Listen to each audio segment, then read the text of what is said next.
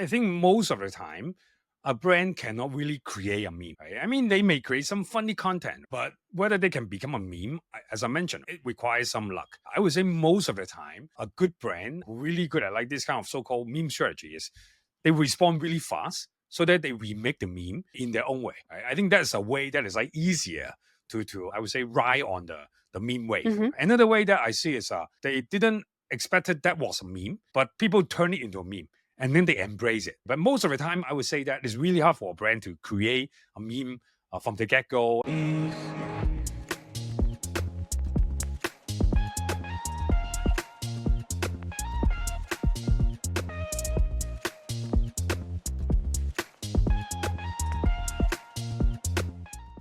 Hello, Sam. How are you doing?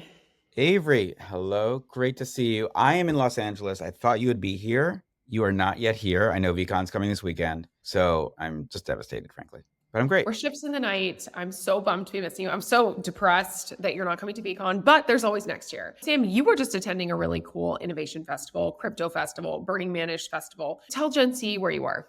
Yes. So I, this past weekend, went to FWB Fest. It's their third year that they've done it. It's like a cultural moment, 3 days. It's music. There is a lot of talks. There's a lot of collaboration in art and fashion and all of that stuff. It's definitely like where the cool kids in crypto hang out for sure.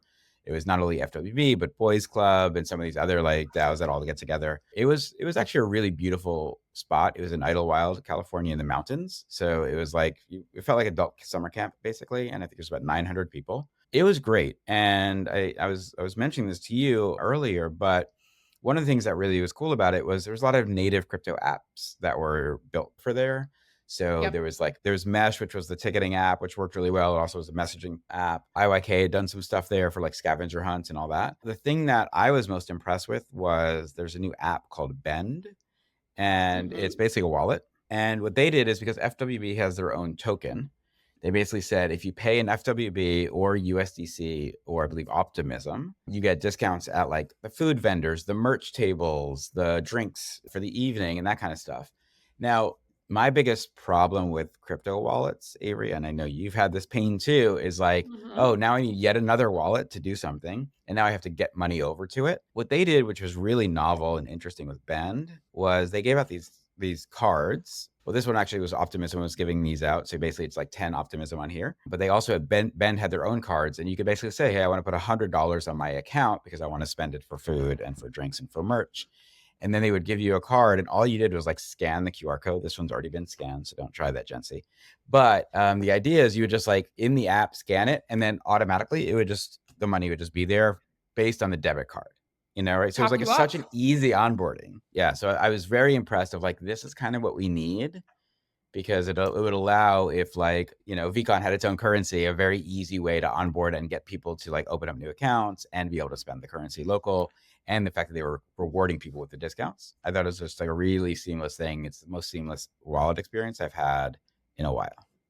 The lawyers have said a swift no to Bitcoin for now, but never say never. There is always a future development. That's really cool. And I heard amazing things about it as well. And from my understanding, what I was seeing on social and hearing from attendees is, of course, there's a lot of like crypto proponents there, but that wasn't necessarily like the zeitgeist of the whole festival. It was a little bit more comprehensive: wellness, exploration, self-improvement, broad innovation, and also people just talking about like building the next generation of society for the better. Is that true? Correct on all that. Yeah, that's true. The day before Fest officially started was called Basecamp, and it was basically a developer event for people building on Base with crypto. Coinbase. Yeah. That one I think was more traditional crypto from what I'm hearing in terms of the attendees. It's still obviously a place to also party and do that, but I think that and some of those people stayed, which was great because then you had a lot of really good developer action happening. But yes, this is definitely, I think, people who are much more interested in the cultural side. And the thing also I thought was interesting, Avery, was if you think about the juxtaposition of like Fest and then like whatever 9 days before is Bitcoin Nashville, and like which really ended up being more of like a Trump rally and kind of very OG Bitcoin types. These are really two sides of crypto that are both meeting, gathering. They're not really coming together yet, but one could see that really this is the spectrum of what but like building on blockchain can be. So yeah, it was a great experience. Speaking of Trump, Avery, actually not even Trump, but we heard yesterday, and I know this will air on Monday, but we heard yesterday about Kamala's new pick for VP, Tim Walz. And No tea literally there. See, I know there was a lot of debate. It's just Walls, no tea. just Walz, right? Exactly. And it really started to make me think about how like Obama was like really the first kind of groundswell internet election. Trump used Facebook and social so well when he got elected. Biden, kind of took some of that playbook, but really was just a return to normalcy. With Kamala and Walz, but also frankly on the right with JD and Trump, I'm wondering if this is like the first memeing of the presidency. Like, and is that the thing that brings us there?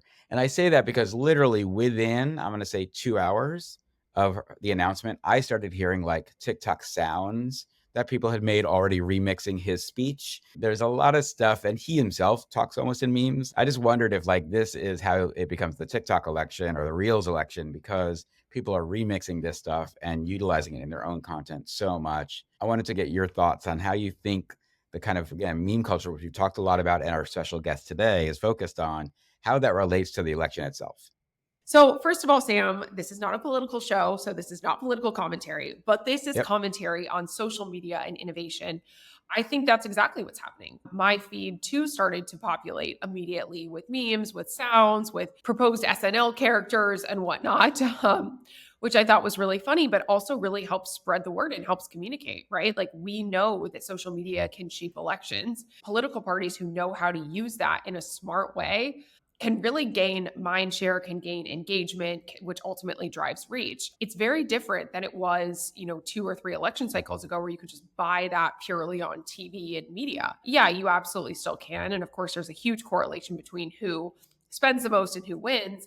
But there's also this sort of undercurrent. And I think it's not only driven by the party, but it's driven by a few vocal fans who are wanting to create these moments, like the Charlie XCX moment that happened with Kamala. I think like you can't pay for that kind of engagement.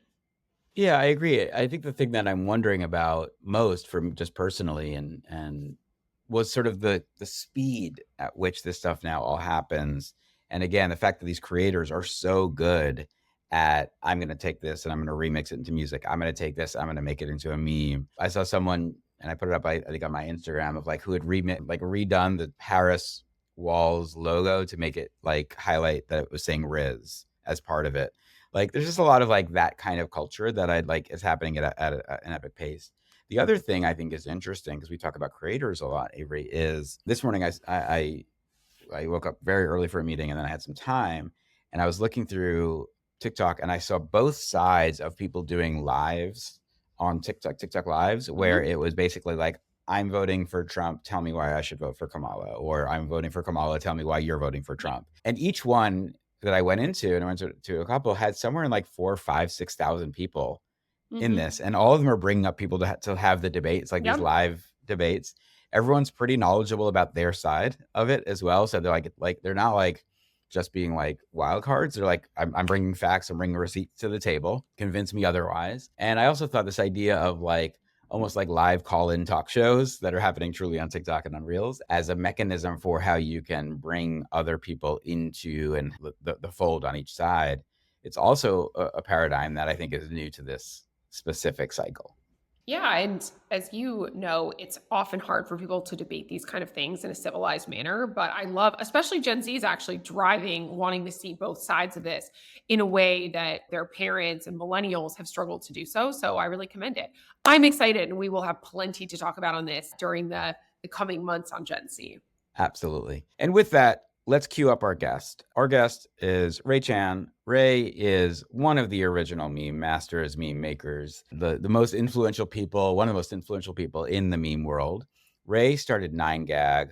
He's going to tell us the story of how it started, really, which was so small and local, really something for him and his friends, I think in 2007, 2008 in Asia. And it just became one of the largest meme platforms in the world, hundreds of millions of followers. I know you guys have worked together before on some stuff back in the day. So Avery and I spent an hour or so with Ray recently and just really got the whole story behind it. And I was just excited to have the conversation. I think he is a person who really understands that world. But also, as we will hear in the interview, also talks about the intersection of blockchain and crypto and some of the other things he sees as being the future of this. We talk a little about meme coins. So after the break, we're going to get to Ray, and just can't wait for you guys to hear it. Avery? This is not verified information, but yesterday, randomly on X, I saw a post from Good Burger that alleges Ice Spice and the CEO of 9GAG, Ray Chan, are reportedly dating. So I'll leave you with this, Gen C. We don't know if this is fact or fiction, but it is on the interwebs. Well, we didn't get to his dating life, but that has to be a part 2 now. Potentially. All right, guys, we'll see you guys after the break.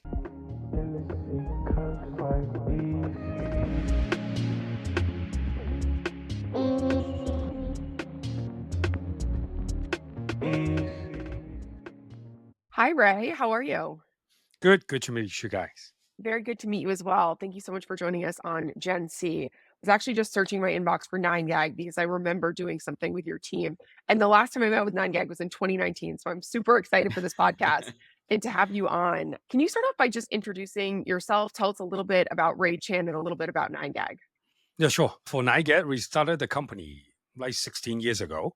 Right? It's one of the biggest independent meme sharing website in the world. We have about 200 million audience across the world. We have like 60 million followers on Instagram, and then 40 million on Facebook, and then X, and all these like big social website. Right? And about like 2 years ago, we started our Web3 initiative called Memeland as well. Mm-hmm. That's why somehow we are kind of like one of the very few companies that actually are cross like Web2 and Web3. Amazing. So you guys started in 2008. I would love to know like the genesis story of being in that room and saying, we want to create a site that was really about just sharing funny pictures, like how that also has become such a visual language for culture, because you guys were so early into that. And now obviously it's everywhere. So what do you think about, or I guess, tell us like the idea around starting this, how that journey went, and then what it means now to be fast forward 2024 and memes are literally everywhere. Yeah, sure. It sounds ridiculous, right? When we talk about running a funny website for like 16 years, right? I'm 40 years old, so it's like more than 1/3 of my life, right? It's actually running this like funny website, right? And I can literally tell people that, hey, I share memes for a living. I mean, back like 16 years ago, at the time, meme was not really that big. It's like funny pictures. And actually, we didn't really like the term meme because at the time, meme is only about like rage comics and stuff like that. It's a very, very narrow definition about memes. And then right Rage now, comics. rage comics, and then image macros and stuff like that. Right? It's like, or even like older memes, it's like demotivational poster, something like with the black frame and stuff like that. Right? It's like, I mean, memes keeps evolving, and the definition is also keep broadening as well. But for us at the time, we thought, hey, I mean, people still sharing funny pictures, right, and funny videos via ICQ, MSN Messenger, or even email. And then we thought, okay, it seems like so troublesome for us to wait to upload every single time. Right? Why can't we just create a website so that you can just upload the image or the videos, right? And then you can just share the link. That was the whole idea of 9GAG. And 9GAG, the meaning behind 9GAG is actually very, very local. I come from Hong Kong, right? In Cantonese, 9GAG means like gao gag. It means like cracking a joke. We thought that, okay, this is like a small, funny website just for some friends to use. We never expected it would go like global. That's why even for the name, we just make a very local name. But turns out this is the website that actually become our career. Yeah. So yeah, life is interesting. I think that's a really interesting journey, just hearing that, it started off in one way and now it's scaled into such a big phenomenon that even sort of has this Web3 initiative. Can you tell us a little bit about that sort of evolution of meme culture? I think that the reason that memes have become so popular is it's a way for people to connect. And I mentioned, I'd worked with your team in Singapore. I think that it's also a little bit global in a sense, right? Because people can see these things and relate to them in a way that spans languages and spans cultures. So can you explain a little bit about sort of like how memes have taken over such a large cultural significance? It's more like the more that you work in the industry, the more that you know that you don't know. So somehow in the past, when we only think about, okay, just sharing a funny pictures, there's no like philosophy or there's no science behind it, right? Right now in Japan, there's But actually there is an art to it, right? There is I an mean, art to a great meme. yeah, you can say so. But at the end of the day, it's almost like comedy. It's almost like any form of like entertainment. It's almost like a mix of like art and science. Right? Sometimes you kind of know that, okay, that category probably can work. Right? For example, generally speaking, right, cats and dogs, they would probably work better than normal human beings. But at the same time, there's always the art in the sense that, hey, you need some luck in order for it to become like really, really popular. Right? Especially nowadays when there are like new content coming up every second. How can you become the meme? How can you really create a meme? I think that part is actually very, very I would say very difficult to predict. In the past, when we first started 9GAG, right, we didn't even know the term meme. Right? It's only like funny pictures. It's only like at the time the term was called like LOLPics, right? LOLPics, right? Yeah. Something like that, right? Remember the old time when there was like a I Can As Cheeseburger and stuff like that. I didn't even know there was a website called I Can As Cheeseburger until like 2 years ago, 2 years later, after we started 9GAG, and then the CEO of Cheeseburger at the time, and then he emailed us, hey, we wanted to acquire your website. And then we didn't say yes. I should have. Otherwise, I probably can live a more like stress-free life. But that being said, for memes, it's always just started from a very small group, like kind of like an insider group of people, insider languages. But because of the internet, because of especially social network, all these like insider jokes become to spread outside of their inner circle. Then it becomes more and more, I would say, mass. I would say, reaching the public's eyes. That's how memes become like the mainstream. I think 9GAG probably contributed a little bit, right, to that. Because before 9GAG, most of these online forums and stuff, they are always kind of like very insider. But for us, hey, we make the website kind of like public. You don't even need an account to join. And that's why we also make it very easy for you to share on Facebook, on all these like social media networks. Right? Maybe that's one of the reasons why memes become more and more, I would say, popular. Yeah. Do you remember what your first meme was that you fell in love with? It's not even a meme. It's like a pig in Hong Kong. There's like a banner in Hong Kong, and then they have a typo.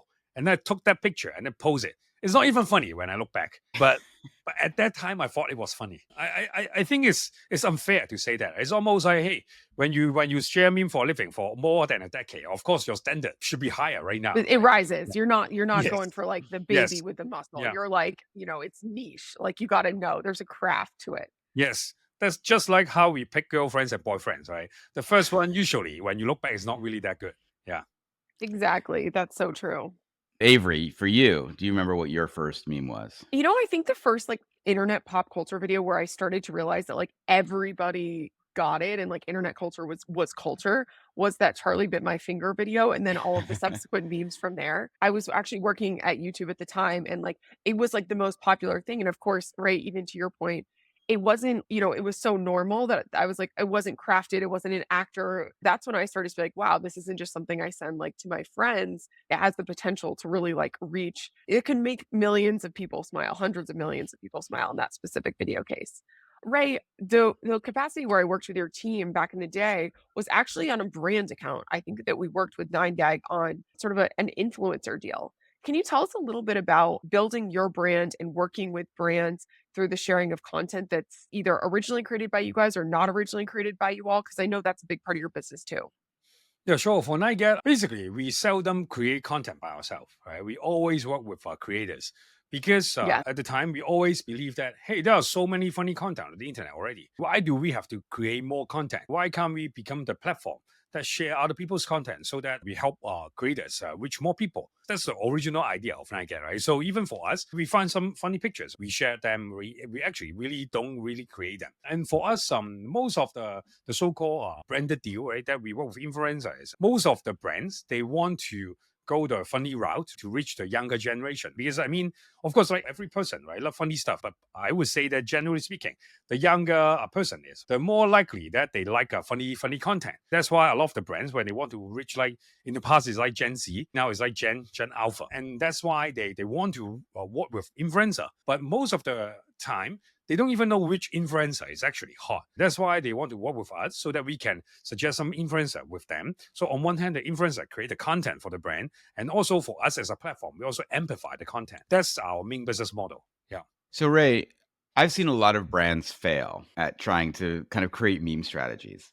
And I think that a lot of the time it's because they think what they think is funny is going to be funny to everyone, but they don't realize that the irreverence, the sort of the way you frame memes, how you utilize that content is as you mentioned, like it's an art and science, and it's comedy because you get to sort of use it as an emotional response. How have you seen brands do a good job, and or how do you think they should consider whether they're working with 9GAG or not, an effective meme strategy? This is a very good question. I think most of the time, a brand cannot really create a meme, right? I mean, they may create some funny content, but whether they can become a meme, as I mentioned, it requires some luck. I would say most of the time, a good brand who really good at like this kind of so-called meme strategy is they respond really fast so that they remake the meme in their own way. Right? I think that's a way that is like easier to I would say ride on the meme wave. Mhm. Another way that I see is they didn't expected that was a meme, but people turn it into a meme and then they embrace it. But most of the time, I would say that it's really hard for a brand to create a meme from the get go, and then to try to let's share something funny and then make it become a meme. Right? Usually, it feels very forced, and because of that, people don't really like it. I think that there is a big discrepancy between what people really like and also what the marketing or what the I would say client really like. I would assume that maybe some advertising agency they have a lot of like creative people, but when you create a piece of like advertising content and then you need to get the approval of the client, meanwhile the client, the head of marketing is usually 40 years old, 50 years old, then they actually don't understand I would say the funny content, and the content that they get the approval most of the time is not even that funny. It's kind of like neutralized already. It has a lower chance to be successful. Yeah. I love that and couldn't agree more. Sometimes clients, man, they get in the way, but sometimes they get it. So, Ray, I want to switch gears here a little bit and talk about Memeland and your intersection with crypto, gaming, and Web3. What's your opinion on the current state of Web3? I would say we are still early. I mean, it's a cliche, but we are early. When you look at what people talk about Web3, it's only about the price, and also they have to actually mention that this is a Web3 project, right? Then you know that this is very, very early. Right nowadays, when you talk about internet, you don't talk about CoinDesk has a website. You don't talk about that because it feels like so natural, right? I think that's what I would consider like a mature stage. Right now, when we still have to, hey, we are a Web3 company, we are a Web3 project, we are launching a Web3 initiative. Then in that case, I would say that we are still very, very early. Yeah. Yes, we're early, but I'm interested actually, Ray, because you're based in Hong Kong. We're actually doing our next conference in Hong Kong in February. I keep hearing about the very big difference also what's happening in Asia within the Web3 space compared to like North America and Europe. Can you also, sort of give a little bit of perspective on where your opinions of Web3 globally and the different regional changes? 100%. Yeah. It's very, very different. And I would say that this is probably one of the few times that on the tech, I would say evolution or revolution, where Asia is leading the charge. I think Hell yeah. most of Mhm. I think when you go to like for example like Dubai, Hong Kong, Singapore, right, you see that people or company are actually building actively in Web3. Meanwhile, when you talk to like American or European companies, right, most of the time they say that, hey, I don't even know what the regulation is going to be, right? That's why we want to lay low. That's why we don't want to tell people that we are launching a token because people will assume that we are scammers, right? So I would say that that is a big difference. Maybe after the US election, maybe it will change, but who knows? But generally speaking, I would say that Asia is more acceptive to Web3. On one hand, it's because of the government. On the other hand, it's because of I would say the population. Because generally speaking, I would say that Asians are more degens than Americans and Europeans. Broad statement. And yeah, very, very degen. At the same time, I would say that it's because they don't have the burden that,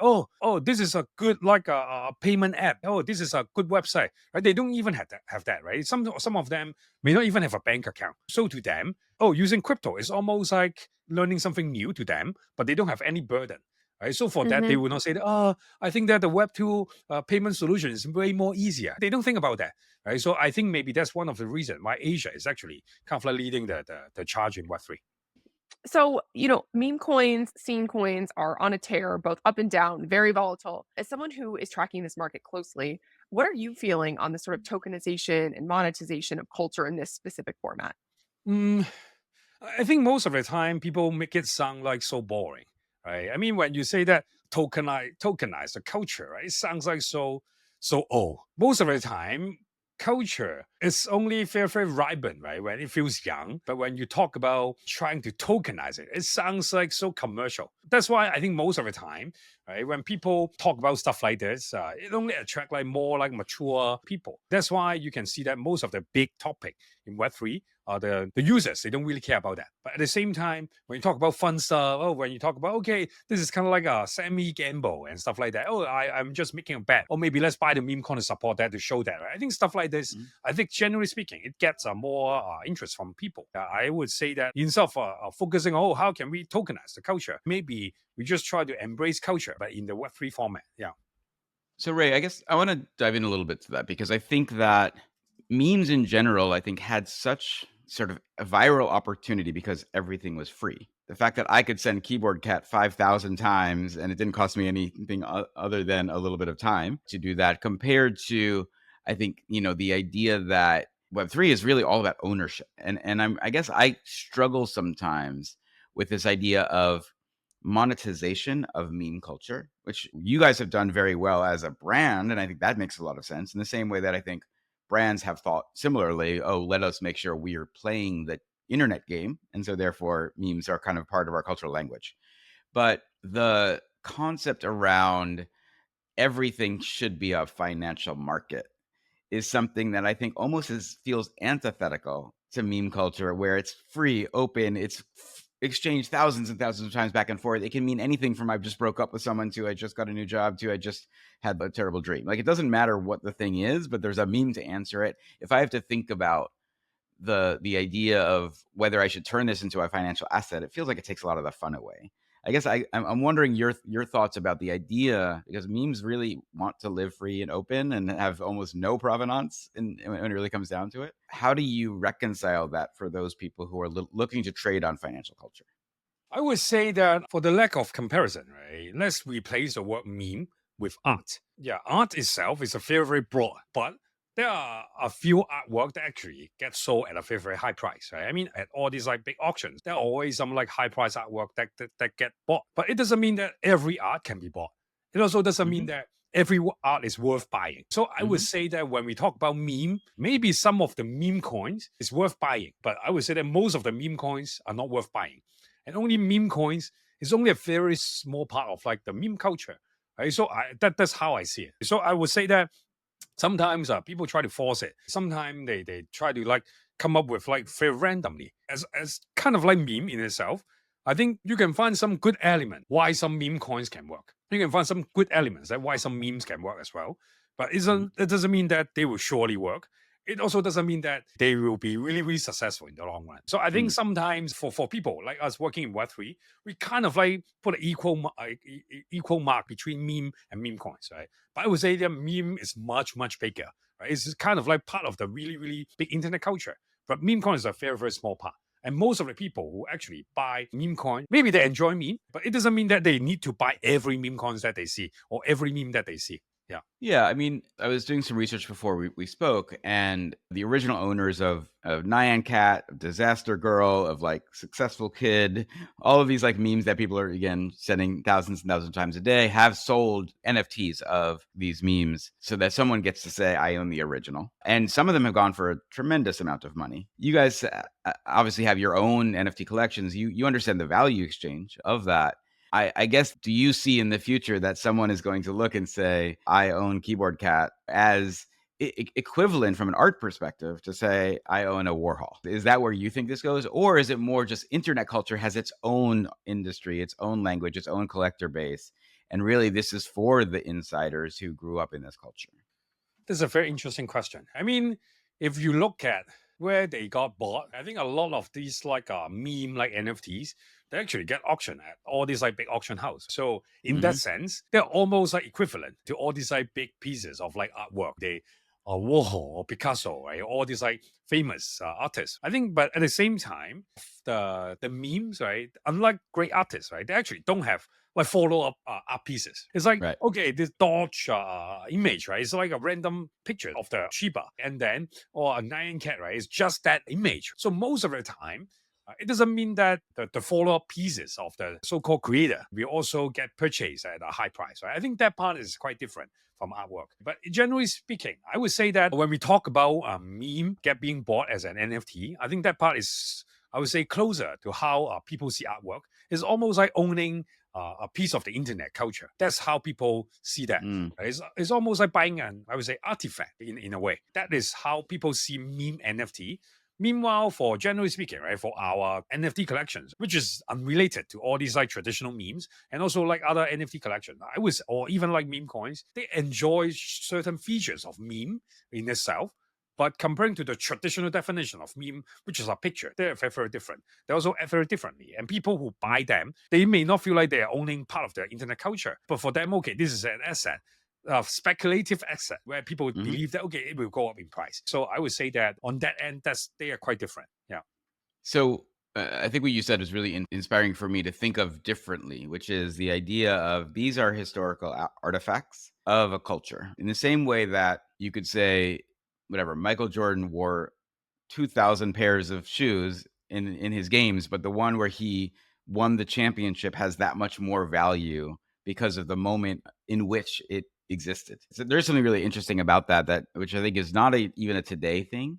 I think about the internet archivists and archaeologists 10 years, 20 years, 50 years from now who are going to say, this one thing was seen by half the world, and I get to sit, and I get to be the one who has the girl blinking her eyes in the back of the car questioning her dad, or whatever the thing is. I think there's something really fascinating about that, which makes me think of the idea that internet culture is its own culture, and it's not even a subculture. It's like a metaculture because half the world uses it, more than half the world. Which also makes me think, just going back to what we were talking about earlier, and again, I want to get your perspective, is like the rise of gaming, and I know you guys are sort of involved in that world too. Gaming is played by half the world. The idea of unlocks and achievements and badges of your involvement are things that people really value now as their own personal asset, in the same way that they would wear a brand, in the same way they would be involved in a certain kind of watch or whatever it may be. As you look at where this is evolving with Memeland specifically, how do you see this idea of ownership, of gameplay, of reputation, of community evolving? Where do you think it's all going?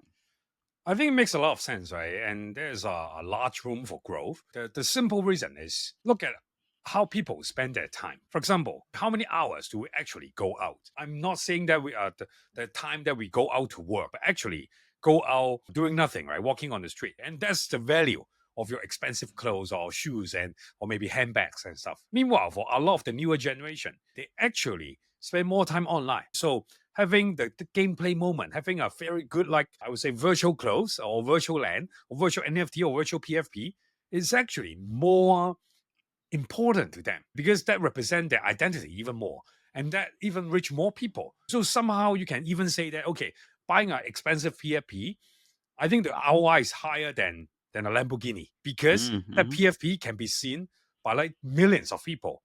Meanwhile, even if you drive your Lamborghini every single day, how many people actually can see it?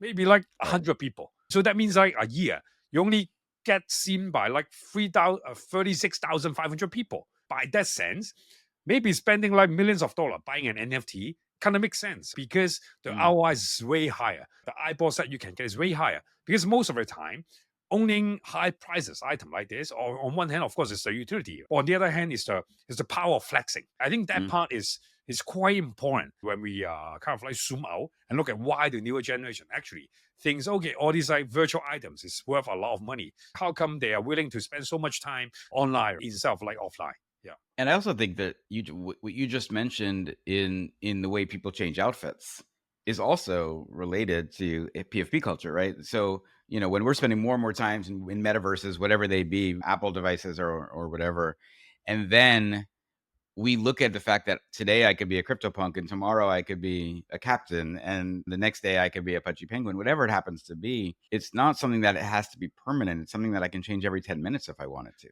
Yeah, correct. That's also one of the reasons why I feel like we are still in a very, very early stage. It's almost like, okay, at the moment that I buy a car, I see that car as my identity. But Hmm. in the newer, I would say in the modern age, a lot of people, they actually own a few cars. And to them, Yeah. car is just one of the tools that they use every single day. It doesn't represent them. I feel Hmm. like for PFP, I think that's one of the reasons why I feel that is still very, very early. I'm not saying that, okay, the price or whatever, the trend, but I just think that people may not get too attached, right, to their online identity once they actually see that as a very, very normal thing, right? Especially, owning a CryptoPunk, of course, is cool, but maybe there will be some newer NFT that actually represent yourself. Right? I think that's one of the reasons why I feel like PFP NFT, they don't just have the profile pic function, they also have the community function. You are Yeah. trying to tell people that who you represent, who you are part of. So I think that's one of the reasons why I feel like all this like internet culture, especially Web3 internet culture, I think it's still very early that I still there's a lot of room for development.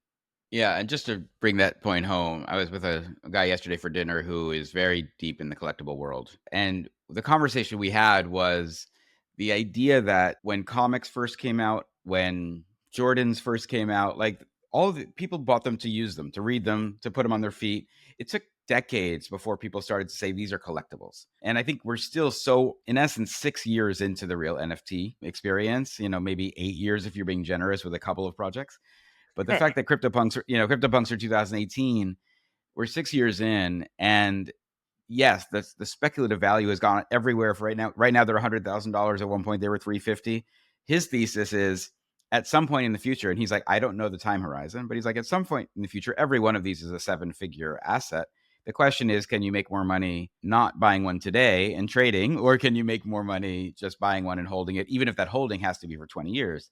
And I think to where it goes to this conversation is internet culture is still nascent in some respects, right? Memes. I think about the peanut butter jelly time dancing banana, which was like the first meme that I fell in love with and probably watched 150 times. But that one was just because I could watch it on the internet in the same way that's how South Park became what South Park was, because it was shared on the internet. So there's a lot of cultural value there. We just, I think, maybe keep forcing timelines that are unrealistic. Yep. And exactly how you were saying, in 2008, you guys built this site because you wanted to share things with your friends and make it easier, and here we are later, and memes are such a large part of culture that you couldn't predict that because you were just doing something you wanted that didn't exist. One thing that Web3 doesn't have is patience, Mm. and especially patience of holding. People talk about hold, right, or HODL all the time, but actually they don't hold. They feel like, okay, holding a few months is a very long time. They don't even understand the term of like years, right, or decade. Right? I mean, people talk about that. Right? Oh, in 10 years' time, this will be worth like millions, but none of them is willing to hold, or maybe most of them are not willing to hold. I think that's Yeah. one of the issues that I see in Web3. Another thing that I see is Web3 kind of like accelerate everything when there's like Yeah. money involved. When you look at the NFT space, right, in 2 years ago, 3 years ago, everyone think that that's the future. Oh, all this like royalty that creators can get. This is the future for all the artists. Of course, in less than 2 years, royalty is basically zero now. NFT is basically dead, or the high price NFT is basically dead. Right? I think how fast all these like trend or meta comes and go. But I would say that the NFT, the tech itself, is here to stay, and I think some of the collections they will continue to have value over the long period of time. But how long, no one knows. Definitely longer than most people are willing to hold. That's why the price right now is low. And as you mentioned, right, all these like comic books or even shoes. I remember when I was a kid, people buying Jordan. Yeah, I mean they buy to wear, right? I think only the really really rich kids they buy another pair to collect, Yeah. right? Yeah. But at that time, people would think that okay, this is stupid because why would anyone want your old shoes? But right now, there are so many collectible websites talking about Mhm. trading all these like old sneakers and stuff like this. So I think if you don't care about the price, then you just hold, right? You mean and hold. I think a lot of crypto punks are actually kind of like that. Right? I think they never change hands. People just mean Mhm. them, right? Maybe they forgot it. Maybe they lose their wallet. But it depends on how patient people can be or is willing to.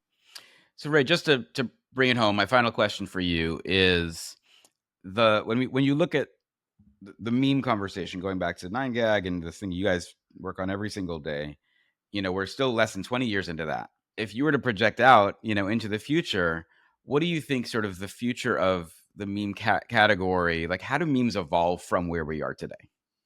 I would say that probably AI would be a big part of it, right? Mm. Because when I look at how memes get created in the past, how come all these like old meme format are so simple?